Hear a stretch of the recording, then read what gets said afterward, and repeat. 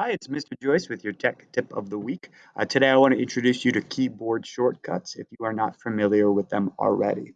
I'm going to show you just three of them: Control Copy, how to paste, and how to cut text. But please realize that there are a ton more that I use every day.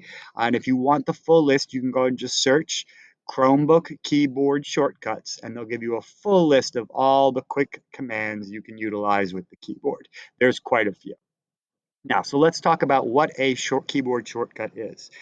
Now, many of you I've seen are familiar with when you highlight a text or a word and you right click, you're able to cut, copy, and paste them.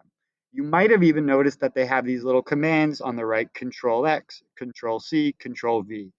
These are the keyboard shortcuts that will accomplish this thing, like, for instance, cutting a text. So instead of actually using my mouse to come up here and do this, I can just click Control C and it will copy this text that I have highlighted. So I'm going to do that now, just Control C. Now, anywhere I go, I can go ahead and paste that material somewhere. So if you notice, paste content from the clipboard is Control V. So now if I hit Control V, that shortcuts word that I just copied using Control C is now pasted there. Another useful feature, especially when you're editing essays and you need to move text around and change things, change the order that you're saying things, is Control Cut. Now, Control Cut does two things. It copies whatever you highlight so that it's in your clipboard and you can move it and paste it somewhere else, but it also removes it from that area, so it disappears. I'll do that for you now. Control X.